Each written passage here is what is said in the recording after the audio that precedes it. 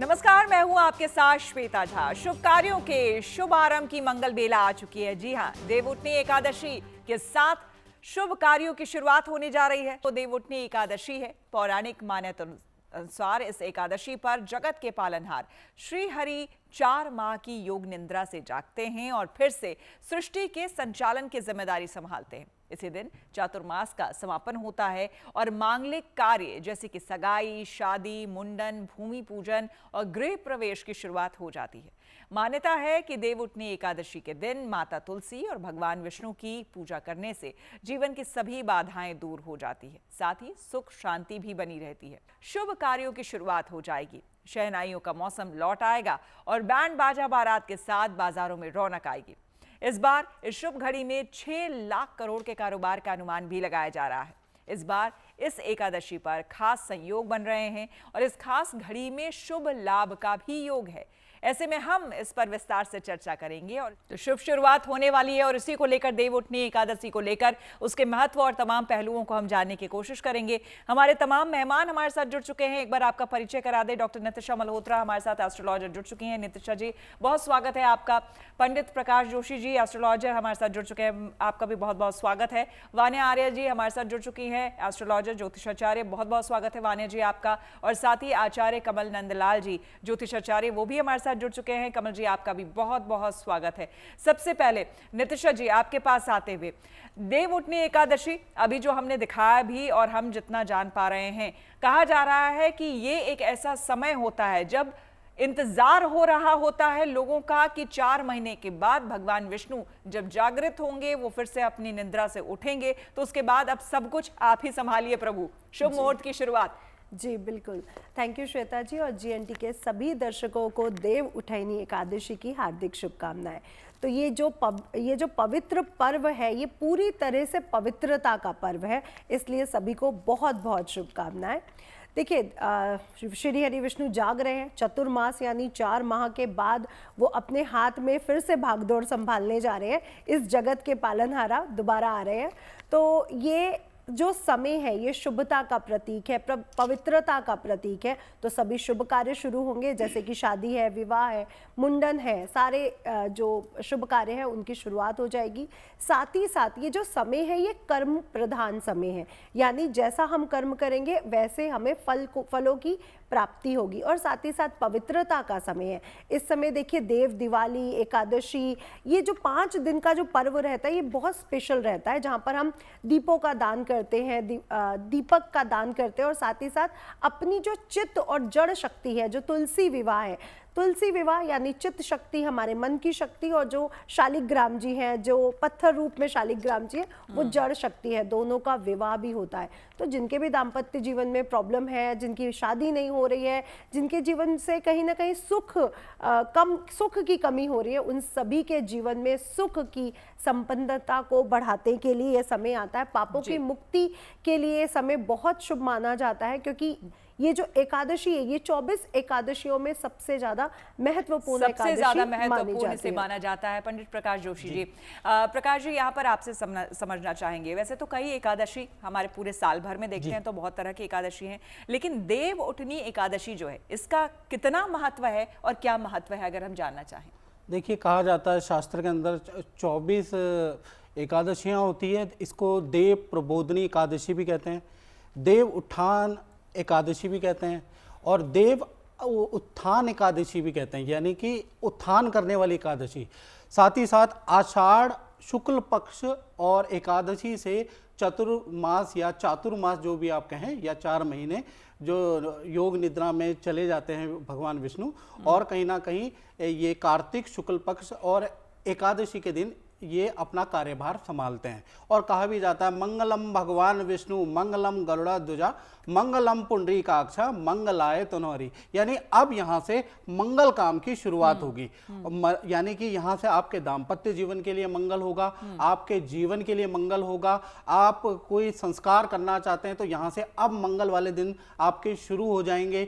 और साथ ही साथ अगर विवाह में अड़चने आ रही है, तो ये जो दिन है, यानी देव उत्थान एकादशी का दिन, इस दिन कुछ आप प्रयोग भी कर सकते हैं, कुछ मंत्र का जाप भी आप कर सकते हैं, जिससे कि आपके विवाह के अंदर जो बाधाएं चल रही है, चाहे शादीशुदा हो, चाहे मांगलिक हो, चाहे राहु केतु का दोष हो या किसी भी प्रकार का दोष हो, तो आज के दिन 7 फेरे लेने से, यानी कि जब हम तुलसी विवाह करते हैं ना, शालिग्राम और तुलसी का विवाह भी आज के दिन होता है। और उसके साथ में मंगलम भगवान विष्णु, मंगलम गरुड़ध्वजा, मंगलम पुंडरीकाक्षा, ये मंत्र बोलते हुए अगर आप 7 प्रकार की परिक्रमा कर लेते हैं वर और वधू, तो उनके भी जो भी दाम्पत्य जीवन में दिक्कतें चल रही है, खासकर मंगल से संबंधित, कालसर्प दोष से, बुरे ग्रह से, कुंडली मैच नहीं हो रही है, तो उसका भी निदान पाया जाता है। तो आज का दिन तो वैसे ही अति शुभ है, बहुत शुभ सर्वोत्तम है, बिल्कुल, बहुत अच्छा है। बिल्कुल। वान्या जी, आपके पास आते हुए, यहाँ पर इंतजार लंबे समय से होता है और सभी को इंतजार रहता है देवउठनी एकादशी जैसे आए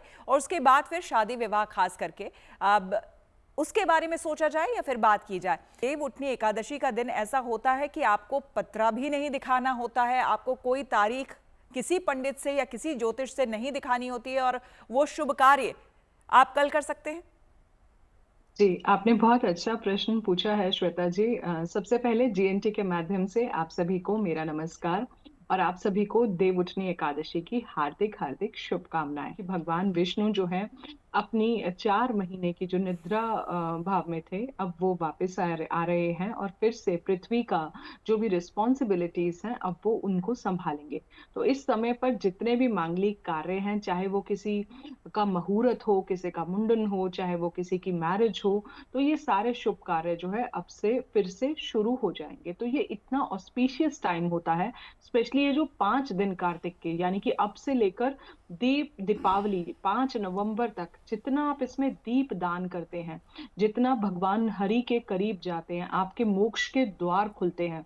आपकी कुंडली में आपका गुरुदेव बृहस्पति प्लैनेट जुपिटर जो होता है बहुत ज्यादा स्ट्रॉन्ग होता है। इस टाइम पर आप जितना बेल के पेड़ वृक्ष पर आप दिया जलाते हैं, आंवला के वृक्ष पर आप दिया जलाते हैं, केले के वृक्ष पर दिया जलाते हैं, तुलसा मैया पर आप जितना दिया जलाते हैं उतना आपके लिए ऑस्पिशियस है। विष्णु भगवान के आगे दिया जलाते हैं, ओम नमो भगवते वासुदेवाय का जाप करें, ओम नमो नारायण का जाप करें। इसके अलावा जो है आप जितना हो सकता है विष्णु सहस्त्र नाम को अगर आप पढ़ते हैं, गीता के अध्याय जो है अगर इस टाइम पर आप पढ़ते हैं, आपको श्री हरि की कृपा मिलती है जो कि इस यूनिवर्स के क्रिएटर हैं।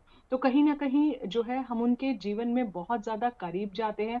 अदरवाइज हमें बहुत ज्यादा डेट्स तिथियां देखनी पड़ती हैं, बट अब वो मांगलिक कार्य के दिन आ चुके हैं। इसमें भी कुछ खास तिथियां जो है वो स्पेशली निकली हुई हैं। पर इस टाइम पर जितना विष्णु सहस्त्र नाम करते हैं, और इसमें जो ये 5 दिन होते हैं, इसमें रात्रि भजन का बहुत ज्यादा महत्व होता है। अगर आप रात्रि में विष्णु जी का जाप करते हैं तो आपके लिए बहुत ज्यादा शुभ होता है। अगर आपके मैरिड लाइफ में मैरिटल ब्लिस नहीं है, रिलेशनशिप सिर्फ खिंच रहा है, तो वो आपको बहुत ज्यादा पॉजिटिविटी देगा। जिन कन्याओं की शादी नहीं हो रही है उनके लिए भी ये जो समय है बहुत ही ज्यादा शुभ है। इस समय जितना विष्णु जी की आराधना करेंगे, जितना दीप दान करेंगे, तुलसी विवाह में पार्टिसिपेट करेंगे, उतना आपके लिए शुभ होगा। बिल्कुल, भगवान विष्णु की आराधना करनी है और खास करके भगवान विष्णु का स्मरण करना है। आचार्य नंदलाल जी हमारे साथ बने हुए हैं। आचार्य जी, आपसे ये जानना चाहूंगी कि हमने ये तो जाना कि ये दिन बेहद शुभ माना जाता है और शुभ कार्यों की शुरुआत इसी दिन से शुरुआत होती है, जो भी शुभ कार्य, जो भी मंगल कार्य आपके यहाँ होने हैं।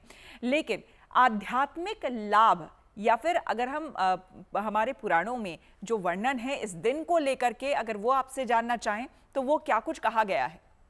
बिल्कुल, देखिए पद्म पुराण के उत्तरखंड है ना, इसका पूरा वर्णन है।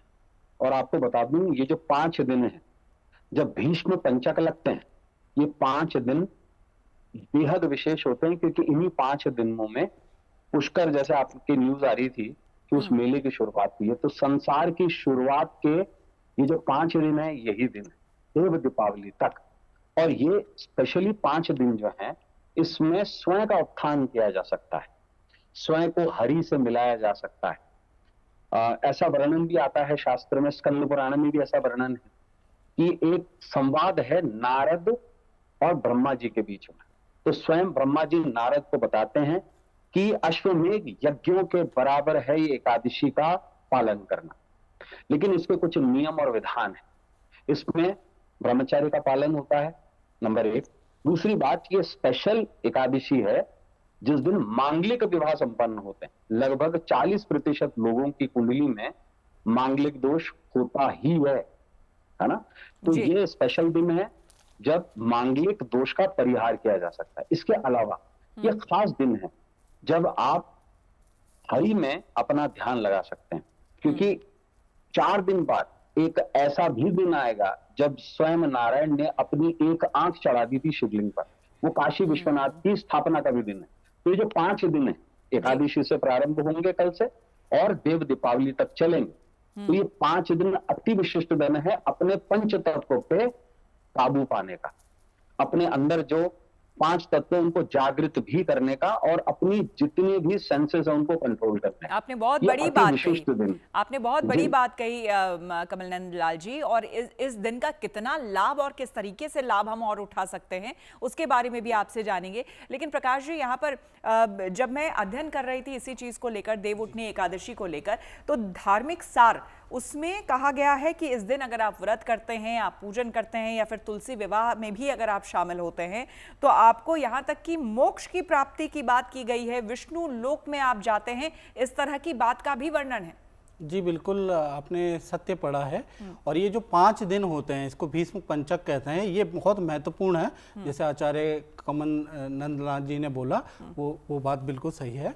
और देखा जाए तो देव उठान एकादशी के अंदर हमें पूजा पाठ करनी थी। ये विष्णु भगवान की, कहा जाता है ना, अकाल मृत्यु हरणम सर्व व्याधि विनाशनम, यानी सभी प्रकार की अला बला रोग, यानी कि अकाल मृत्यु, अकाल जो भी चीज़ें हो जाती हैं हमारे जीवन में, उससे दूर करने के लिए आपको विष्णु भगवान जी की पूजा अर्चना करनी चाहिए। आप पूजा और अर्चना कैसे करें? सर्वप्रथम आप ब्रह्म मुहूर्त के समय पे उठ जाएं। उठने के बाद स्नान आदि के कार्य से निवृत्त होकर अपने घर की और कहीं ना कहीं अपने मंदिर की को साफ कर लें। लकड़ी की चौकी लें, उस पर पीला वस्त्र बिछाएं, उस पर विष्णु जी का चित्र या तस्वीर आप अंकित कर दें, या फिर आप क्या करें कि एक मूर्ति आप लगा दें। और उसके बाद आपको एक दीपक चाहिए, पीला आपको फल चाहिए, पीला आपको फूल चाहिए, हल्दी चाहिए आपको, और इस प्रकार से आपको क्या करना, पीला आपको कपड़ा चाहिए। और जैसा एक मंत्र होता, मंगलम भगवान विष्णु मंगलम गरुड़ा ध्वजा मंगलम पुंडरीकाक्षा सभ्याभ्यंतरा सूची, आप ये मंत्र का जाप भी कर सकते हैं।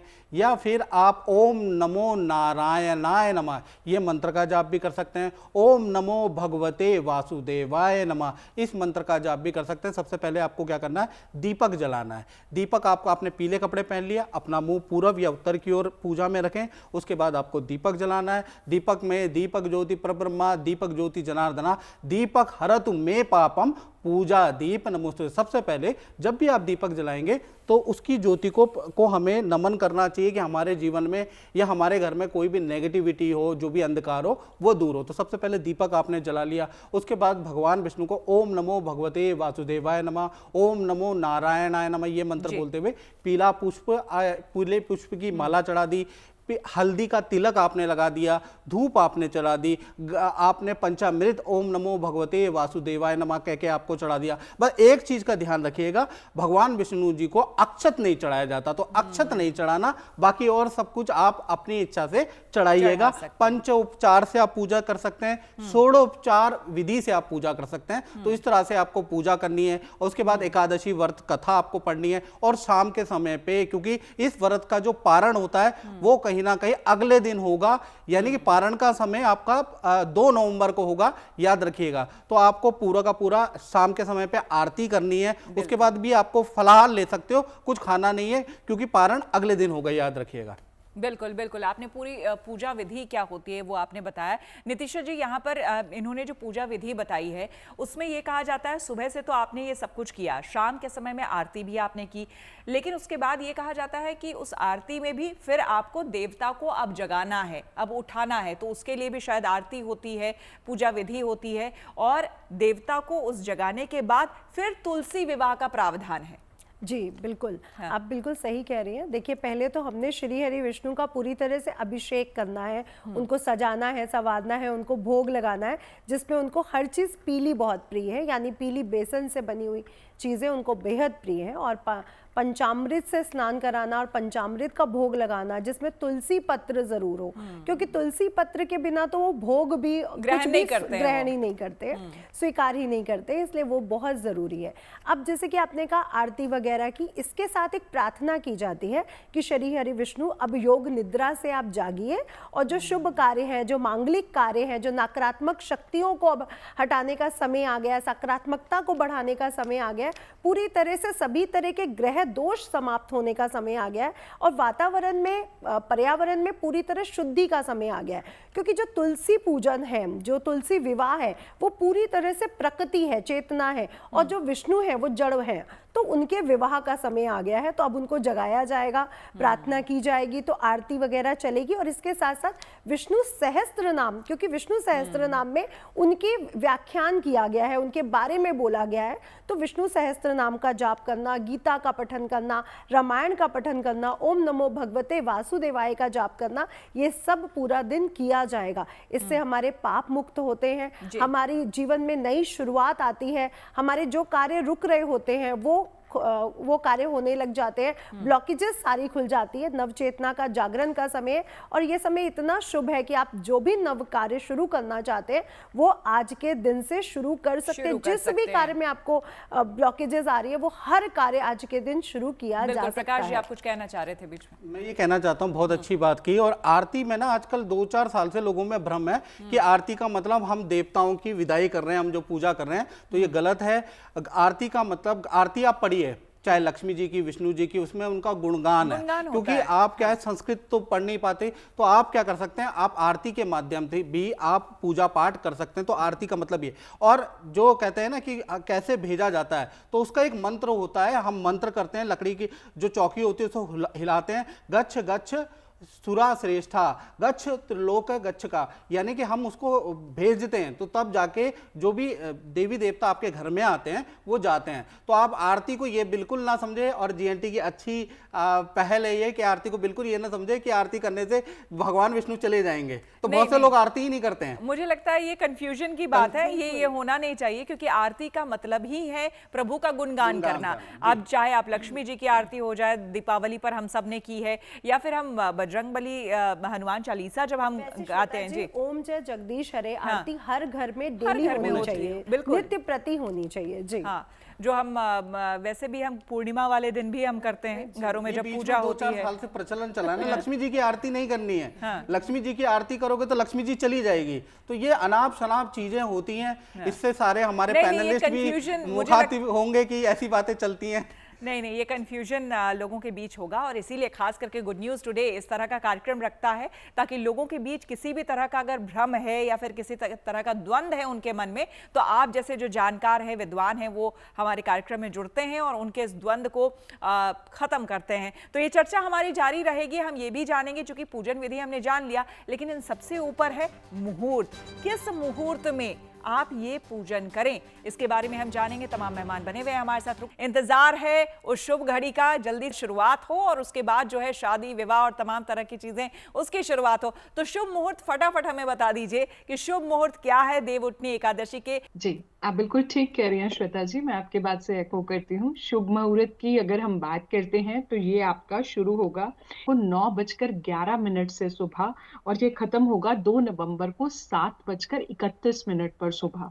जिन लोगों को भी व्रत का पारण करना है, क्योंकि इस व्रत का पारण नेक्स्ट डे में होता है, तो आप 2 नवंबर 7:31 AM इन द मॉर्निंग, फिर से बता देती हूँ, 2 नवंबर 7:31 सुबह पर आप जो है अपने व्रत का पारण कर सकते हैं। बिल्कुल। और वान्या जी, साथ ही साथ ये भी बताइए कि गोल्ड को लेकर, क्योंकि अभी हमने देखा, आपने सुना भी होगा, जो बिजनेसमैन है, खास करके ज्वेलरी सेक्शन से जो हमने बातें की थी, जो बिजनेसमैन से बातें की थी, उनका ये कहना है कि भाई कई तरह के ट्रेंड अब मार्केट में आ गए हैं, काफ़ी उत्साहित हैं उन ट्रेंड्स को लेकर, क्योंकि अब शादी विवाह है, लोग ज्वेलरी खरीदेंगे। क्यों इतना शुभ हमारे यहाँ सनातन में माना जाता है सोने को? बहुत प्यारा क्वेश्चन है श्वेता जी, क्योंकि सनातन में सोने को जो है वो गुरुदेव बृहस्पति से कोरिलेट किया जाता है, लिंक किया जाता है। अभी जो है आगे भी श्वेता जी, हमने आपके साथ बहुत सारे शोज करे, तो सोने का दाम जो है अभी आगे भी और ज्यादा बढ़ने वाला है। अगला साल जो है सूर्य का है, साल का अगर आप न्यूमरोलॉजी से देखें और अगर साल के राजा भी देखें तो वो बृहस्पति देव हैं। तो आगे भी देखेंगे सोना जो है बहुत ज्यादा बढ़ेगा। गोल्ड को हमेशा ऑस्पिशियस यानी कि शुभ जो है धातु में, जैसे पीला रंग जो होता है, गोल्डन कलर, नारंगी कलर, गुरुदेव बृहस्पति और सूर्य का होता है, और दोनों ही जो है इनको हम गोल्ड से जो है कनेक्ट करते हैं। तो जब भी कुछ भी ऐसे खास फेस्टिवल्स आते हैं तो उस पर सोना खरीदना जो होता है वो बहुत ज्यादा शुभ होता है। ओवरऑल भी जो है गोल्ड एक बहुत ही अच्छा एसेट है, बहुत ही अच्छी सेविंग है। और इसके साथ साथ अगर हमें इतनी शुभता भी मिलती है, और अभी गुरुदेव बृहस्पति श्वेता जी अभी गोचर में उच्च के चल रहे हैं, 5 दिसंबर तक जो है वो अपनी कर्क राशि में उच्चस्थ होके बैठे हुए हैं। तो इस टाइम पर जो है गोल्ड परचेज करना बहुत ज्यादा ऑस्पिशियस है, बहुत ज्यादा शुभ है। जी। और भी आपके जितने भी साल के मांगलिक फेस्टिवल्स आते हैं, अक्षय तृतीया हो गया, धनतेरस हो गया, इस तरह का, उसमें भी जो है गोल्ड को और गुरुदेव बृहस्पति से लिंक किया जाता है, जो हमारी लाइफ में एबंडेंस और एक्सपेंशन का कारक होते हैं, यानी कि वृद्धि, हर चीज को एक्सपैंड करते हैं। तो आप सोना भी लेते हैं तो कहीं ना कहीं उसका भी हमारी लाइफ में एक्सपेंशन होता है, शुभता आती है, पॉजिटिविटी आती है, और जो है लाइफ में एबंडेंस और प्रॉस्पेरिटी आता है। बिल्कुल, लाइफ में अबंडेंस आता है, प्रॉस्पेरिटी, शुभता, सकारात्मकता, इन सभी को लेकर आता है सोना। कमल नंदलाल जी, इसी बात को आगे बढ़ाते हुए आपसे ये जानना चाहेंगे कि क्या सोने का कोई ज्योतिषीय कनेक्शन भी है क्या? बिल्कुल। देखिए श्वेता जी, सभी दर्शकों को बताना चाहूंगा, 18 अक्टूबर के बाद आपने सोने में बहुत उथल पुथल देखी और पूरी दुनिया देख रही है। प्रॉफिट बुकिंग्स के साथ साथ ये कारण है उच्च के बृहस्पति का भी। जब कभी भी एग्जैक्टली उच्च का बृहस्पति अभी फॉरवर्ड पोजीशन में, लेकिन 18 नवंबर के बाद जब रेट्रोग्रेडेड पोजीशन में आएगा, सोने के भाव फिर से चढ़ना शुरू होंगे, एमसीएक्स फिर से उछाल लेगा। तो 18 नवंबर तक तो कम से कम ये मान के चलिएगा कि बहुत बड़ा इन्वेस्टमेंट करने से बचें। लेकिन जहां पर विवाह है वहां पर सोना ले सकते हैं, नुकसान नहीं देगा लॉन्ग टर्म में। हालांकि 2026 ऑनवर्ड्स का जो मार्च के बाद में का समय है, उसमें सोने में बहुत ज्यादा वृद्धि जरूर दिखाई देती है, ये तो तय है। लेकिन इस समय पे अगर आप profit booking as an investment देख रहे हैं तो इस समय पे सोना लेने की सलाह नहीं दूंगा। हाँ, 18 नवंबर के बाद में स्टेबल पोजीशन को जरूर देखते हुए सोने की परचेस की जा सकती है। लेकिन जहां पर व्रत हैं, पर्व हैं, त्योहार हैं, विवाह है घर में, वहां लेना लाजमी है। तो वहां पर महंगाई और इसको सस्ता नहीं देखा जाता है, वहां पर रिक्वायरमेंट, तो अगर रिक्वायरमेंट है तो जरूर लें, उसमें कहीं हर्जा नहीं। जेवर और सुंदरता को बढ़ाने के लिहाज से तो हम इसको समझ ही सकते हैं, खास करके महिलाएं इसको बेहतर समझती हैं। लेकिन कमल नंदलाल जी, आपसे ये समझना चाहेंगे कि सोने को धारण करने से, जो कोई भी सोना धारण करता है, उससे किस तरह के उसके प्रभाव उस पर पड़ते हैं, ये हम जानना चाहेंगे। देखिए, शास्त्रों में पारस के बाद, मतलब पारस के बाद में अगर कोई एक धातु ऐसी कही गई और तीसरे नंबर पे चांदी आती तो वो सोना है। सोना एग्जैक्टली सूर्य का रिप्रेजेंटेशन भी है और बृहस्पति का भी रिप्रेजेंटेशन। सोना सिर्फ एक असेट नहीं है।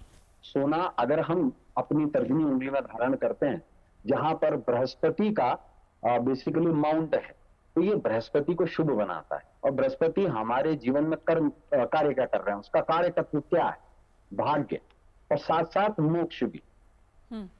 दूसरा, सूर्य का कार्य तत्व क्या है? सूर्य का कार्य तत्व है संतान, एनर्जी, हमारी आत्मबल शक्ति, राजनीति जी। और तीसरी बात, सोना जो है वो कुबेर का प्रतीक है। हम धनलक्ष्मी के साथ साथ दीपावली पे कुबेर का भी पूजन करते हैं। तो ऐसे में सोने को हमेशा छुपा के रखा जाता है। आपने भी देखा होगा, गड़ा धन कई जगह लोग रखते थे, तो उसको छुपा के हमेशा रखते हैं। उसका एक कारण है, 8 लक्ष्मियों में से एक लक्ष्मी नागलक्ष्मी भी कहलाई। तो सुवर्ण जो है, जैसे हम सोना कहते हैं, कणक कहते हैं, वो समृद्धि के साथ साथ में भाग्य का कारक भी है, ये तय है। बिल्कुल। तो ऐसे में सोना लेना अपने आप में हमेशा बहुत शुभ है। बिल्कुल, हमेशा शुभ रहता है। इन्वेस्टमेंट बिल्कुल बिल्कुल बिल्कुल आएंगे कमल नंदलाल जी, आपके पास आएंगे। एक आध टॉपिक्स हमारे रह गए हैं इस विशेष कार्यक्रम में, समय की कमी है। शुभ योग की बात कही जा रही है। नितिशा जी, अगर आप बता पाए कि शुभ योग बताया जा रहा है कि इस बार देवउठनी एकादशी पर कुछ बन रहे हैं, किस तरह के वो योग हैं और किस तरह से लोग उससे लाभान्वित हो सकते हैं? जी, ये बहुत ही अच्छा क्वेश्चन है, क्योंकि शुभ योग की अगर बात करें तो उस दिन पूरा ही दिन रवि योग रहने वाला है और ध्रुव योग भी लग रहा है। ध्रुव योग वैसे भी जितने मांगलिक कार्य शुरू हो रहे हैं उसमें ध्रुव योग और भी ज़्यादा उन कार्यों में और भी ज़्यादा शुभता को ला रहा है, इसलिए बहुत ज़्यादा शुभ रहने वाला है ये दिन, जिस दिन देव उठाइनी एकादशी का दिन है। साथ ही साथ अगर हम पारण की बात करें, क्योंकि जैसे कि वान्या जी ने बताया कि 7:31 2 नवंबर को वो जो एकादशी तिथि है वो समाप्त हो रही है, इसके बाद द्वादशी तिथि लग जा रही है, लेकिन जो इसमें शुभ समय है वो 1:11 से आरंभ हो रहा है और दोपहर 3:23 तक रहने वाला है, जिस समय हम तुलसी विवाह कर सकते हैं, अपने व्रत का पारण कर सकते हैं। इसलिए तुलसी विवाह का जो शुभ समय है वो 1:11 से 3:23 के मध्य रहेगा। इस समय आप तुलसी जी का विवाह शालिग्राम जी से करवाइए, आपके जीवन दाम्पत्य जीवन में मधुरता आएगी, जिनकी शादी नहीं हो रही उनके वैवाहिक जीवन सुख समृद्धि बढ़ेगी, और जिनकी कन्या नहीं है वो कन्यादान जरूर इस दिन करें। इसी को आगे बढ़ाते हुए प्रकाश जी से मैं पूछ लेती हूँ, तुलसी विवाह बेहद महत्वपूर्ण हो जाता है ऐसे में देव उठनी एकादशी के मौके पर, अगर जल्दी में आप थोड़ा बहुत हमें बता पाए कि पूजा विधि तुलसी विवाह के दिन विशेष करके कैसे करें? देखिए, सबसे पहले तुलसी विवाह आपको मध्यकाल के अंदर करना है, यानी कोशिश करें 1 बजे से लेकर 5 बजे के बीच में आप कर लें, ठीक है। पहला चीज़ ये, सबसे पहले आपको करना है जो भी आपके घर में गमला है उसमें स्वास्तिक लगा लें और उसको सजा लें, फिर शालिग्राम ले लें, शालिग्राम लेके उसके बाद आप भगवान विष्णु जी से प्रार्थना करके दीपक आप जला लें, घी का दीपक जलाएंगे तो बहुत अच्छा रहेगा। साथ ही साथ ओम विष्णुवे नमः, ओम नमो नारायणाय नमः, ये मंत्र बोलते हुए आपको सबसे पहले पीले लड्डू का भोग लगाना है। साथ ही साथ आपको क्या करना है, गन्ना आपको लेना है और गन्ने की 4 आपको वो मंडप लगाने हैं, 4 मंडप लगा के उस पर रोली लगा दीजिएगा, कोई भी मंत्र आपको आता हो वो मंत्र बोल दीजिएगा, फिर शालिग्राम रख लीजिएगा। शालिग्राम रखने के बाद आप उनको भोग लगा दीजिएगा, दीपक जला दीजिएगा, धूप जला दीजिएगा, जल दे दीजिएगा। उसके बाद आप कोई भी मंत्र भगवान विष्णु जी का ओम नमो नारायणाय नमः, ओम नमो भगवते वासुदेवाय नमः करके 7 परिक्रमा आप ले सकते हैं। तो इस प्रकार से आप विवाह करा सकते हैं। और हमने देखा है जब भी तुलसी विवाह होती है तो तुलसी जी के ऊपर में हमने देखा है कि हमेशा एक लाल रंग की चुनरी भी चढ़ाई होती है, वो 16 श्रृंगार भी चढ़ाया जाता है। श्रृंगार अगर आपका है तो आप वो चढ़ा सकते हैं, ठीक है ना। 5 चीजों से भी पूजा हो सकती है, और अगर आप अति करना चाहते हैं यानी कि आपके अंदर है तो 16 श्रृंगार की चीजें होती हैं, आप मार्केट से ले लीजिएगा। बिल्कुल। आप सभी का बहुत बहुत धन्यवाद। अगर आप मुझसे जुड़ करके अपनी समस्याओं का समाधान चाहते हैं और चाहते हैं कि आपकी समस्याओं को ज्योतिष के माध्यम से सुलझाया जाए, तो आप हमसे संपर्क कर सकते हैं, जुड़ सकते हैं एस्ट्रो तक पर।